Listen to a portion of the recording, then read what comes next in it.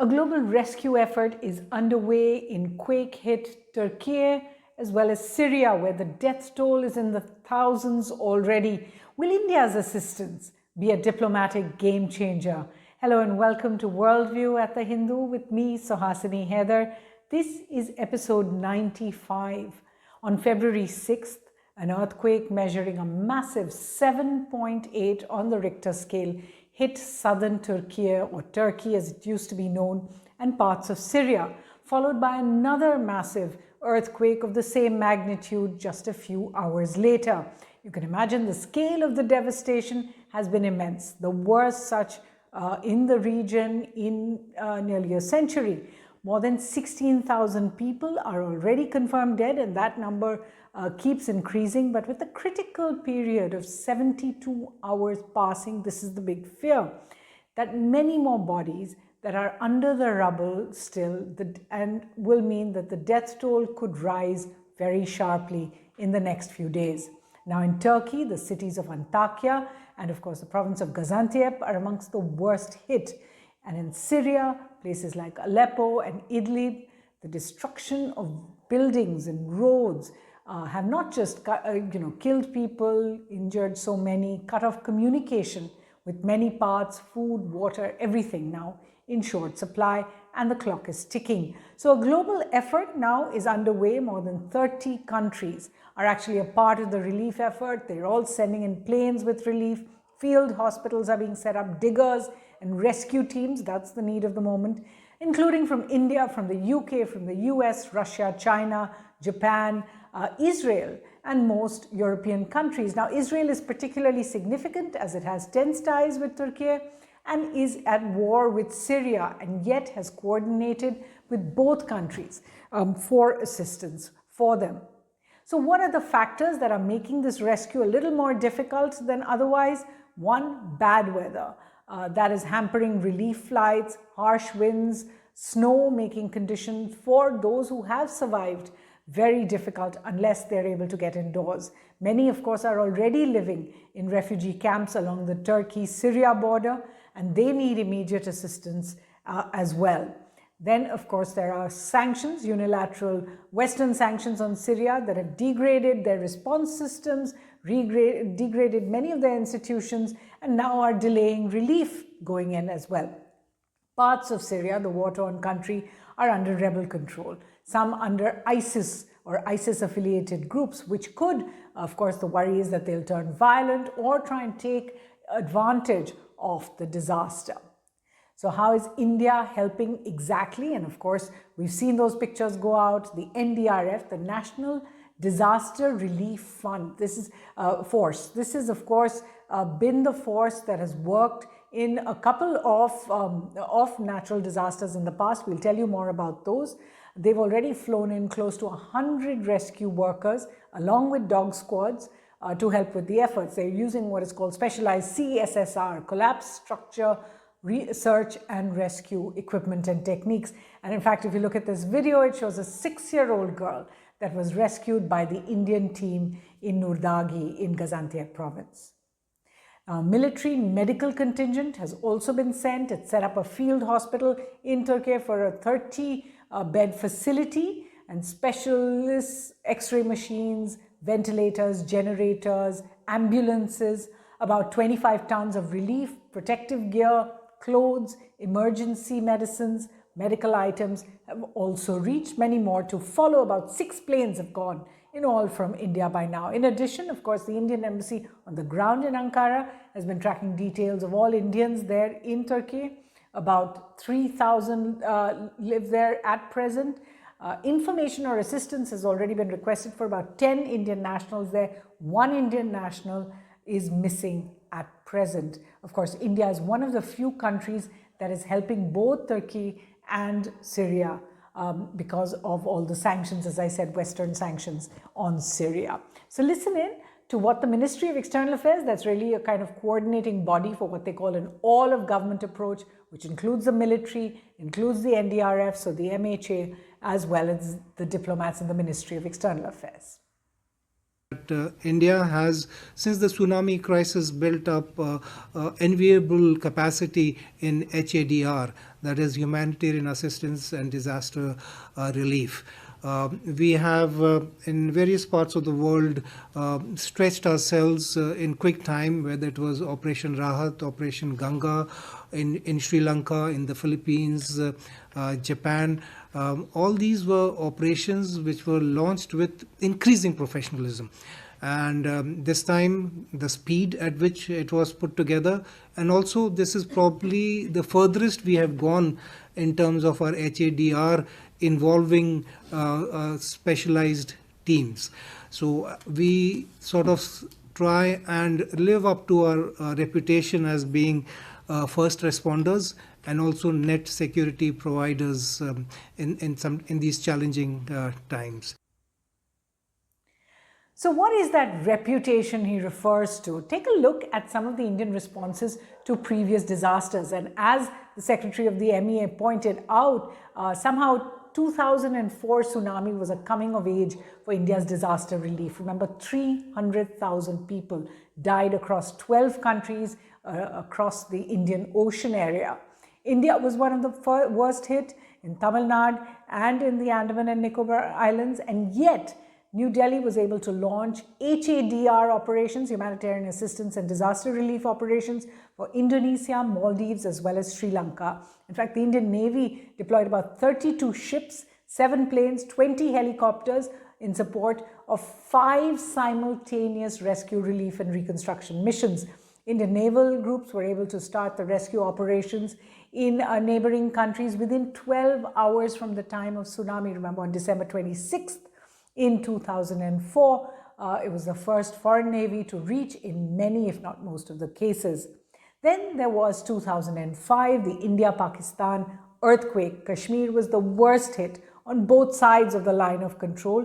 About 85,000 dead, mostly on the Pakistani side. And we saw something rare, cooperative relief efforts along the line of control between India and Pakistan. Both sides actually coordinated relief in various parts of the LAC. Parts of the LOC were actually even opened up between the two countries. Indian aircraft also flew relief supplies and equipment to Pakistan in 3 consignments. New Delhi channeled $25 million through a UN fundraising program as well in order to support Pakistan's relief efforts. Then there was 2008, and all of this is very much in the region. Cyclone Nargis hit Myanmar, 140,000 killed there, and Bangladesh as well.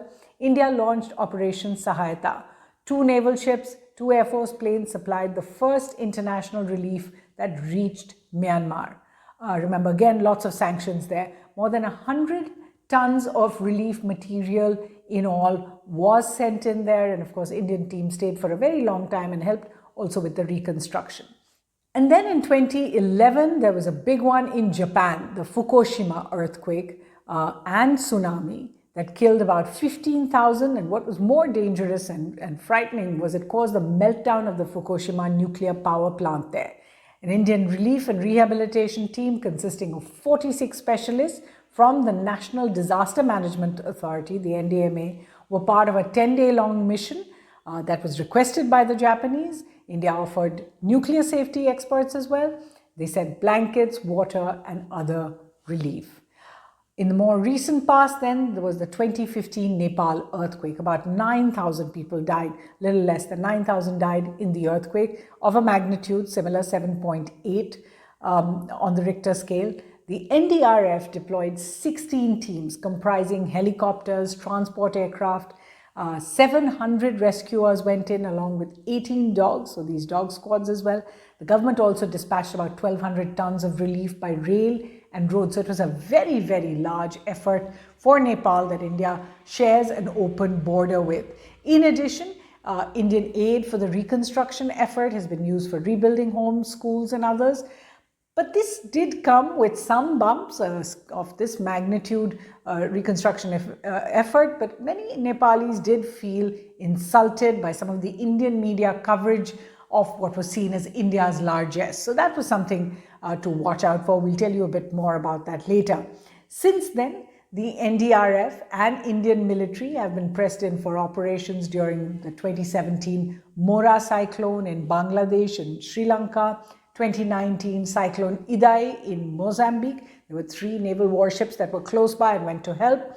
In far-off Fiji, 2 cyclones hit. 2016 it was called Winston, 2021 it was called Yasa. The NDRF actually put together a lot of supplies and those were flown in commercially. However, in 2022, despite proximity and the scale of Pakistan floods devastation, Islamabad did not request and New Delhi did not send any aid. So the question does arise, diplomatically, what, if anything, does India gain from these kind of massive disaster management, HADR operations, as they are called?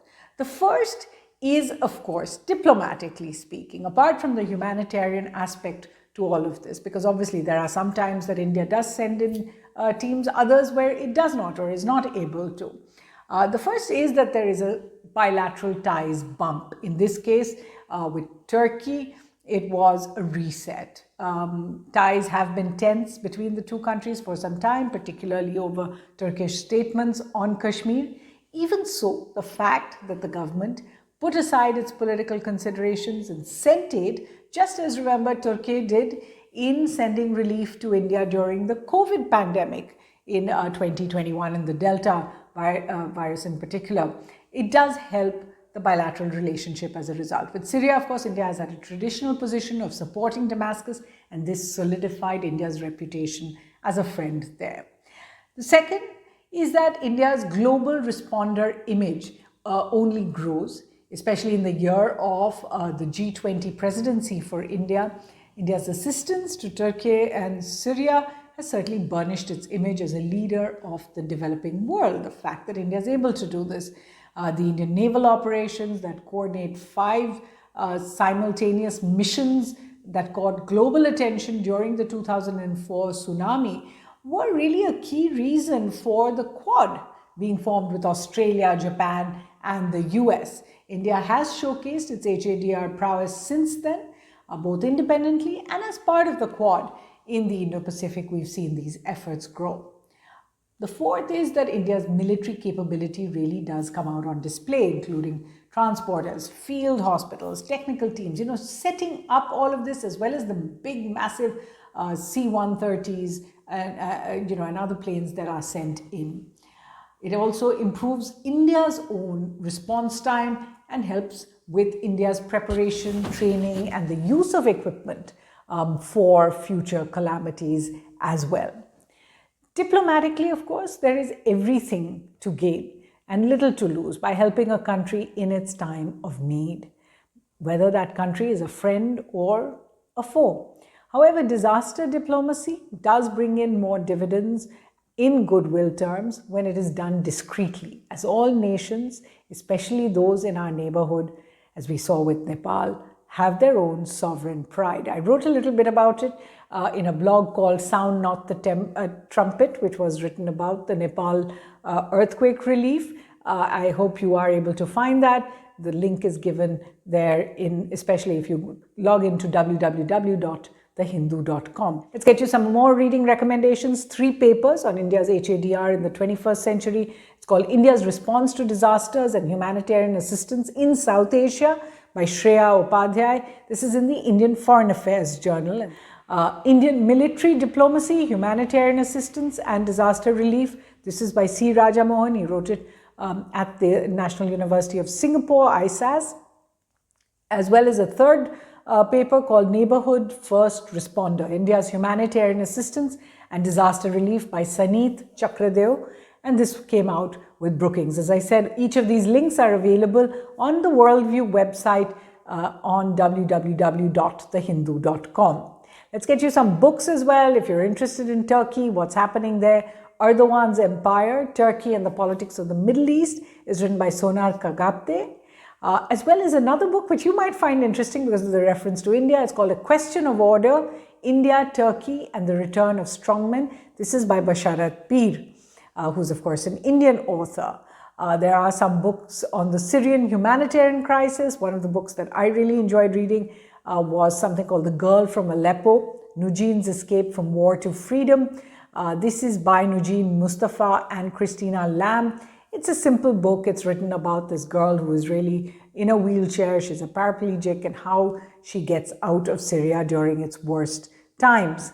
Another book called Tsunami, 7 Hours That Shook the World. This is by CNN's former correspondent in the region, Satinder Bindra. I have contributed to the book. You might enjoy reading it, especially its descriptions of the tsunami, which really has been in this century the worst such natural disaster. Then there's Kathmandu Dilemma in Resetting India-Nepal Ties by Ambassador Ranjit Ray. He was there during the 2015 Nepal earthquake. So what I was talking about, the fact that some Nepalis actually took the Indian support and the media coverage of Indian support quite badly.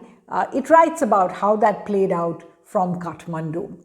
Another interesting book called No Bad News for the King, The True Story of Cyclone Nargis and Its Aftermath in Burma by Emma Larkin, writes about Myanmar's junta and how they tried to suppress what had happened during the earthquake there, during the cyclone there. And of course, the cyclone did change a lot, because a few years later, we saw many reforms in Myanmar. Of course, since then, we've seen a setback to democracy in the country.